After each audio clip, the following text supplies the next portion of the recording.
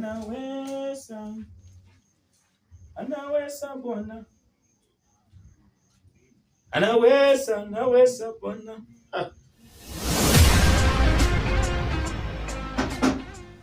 Nani nauza hapa ndani? Boss, niko. Karibu sana. Kuja hapa. Karibu sana. Ni lazima mrembo wangu ang'are. Karibu sana. Unataka mimi nimeng'ara vipi? Poa sana, karibu sana boss. Hii ni ngapi? Hiyo ni shilingi 850. Na hii inafanya demu yangu hii.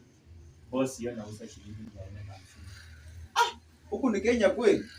Si ni Kenya boss. Hiyo ndio bei sawa. Hauna bride ya ile ya at least 55 60 economy ya kawaida mkuu. Unaelewa tu vile mambo inaenda ya kasoro. Ati ngapi?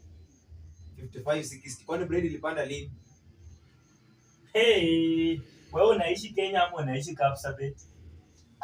Kwani nimeongea mbaya? Hakuna bread hapa yenye tunauza shilingi 55 bwana. Vitu zilipanda. Hata hii inapanda wazungu wenye wanatutesa wakena. Hii bei ya mwisho ni shilingi 90. 90 bob. Na hiyo 30 bob usutoe bwana. Bana weba.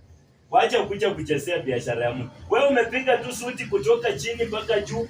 Umevaa suti karibu shilingi 3500. Umevaa longi pesa mingi sana. Unakuja kuniambia mimi bei vile na kufanyia shilingi. Acha nikwambie kitu. Kuvaa hii suti haiuzi mambo yenyewe. Unajua 55 nichukue. Kama una pesa, kama ulishiba na pesa. Toka kwa duka yangu. Toka kwa duka yangu. Toka kwa duka yangu. Huyu mtu namna gani bwana? Abantu batama no makili yao kama sijui gari ya mira. Yaani unakuja kwa duka mtu unaanza kubagini na una pesa ya kununua. Nonsense. Idiot. Fuli kabisa. Watu kama hawa. Shetani hawalambe uso. Tana niharibia mudzi yangu tu, nimekuwa vizuri, napiga shughuli zangu. Hauna brand ya tenge.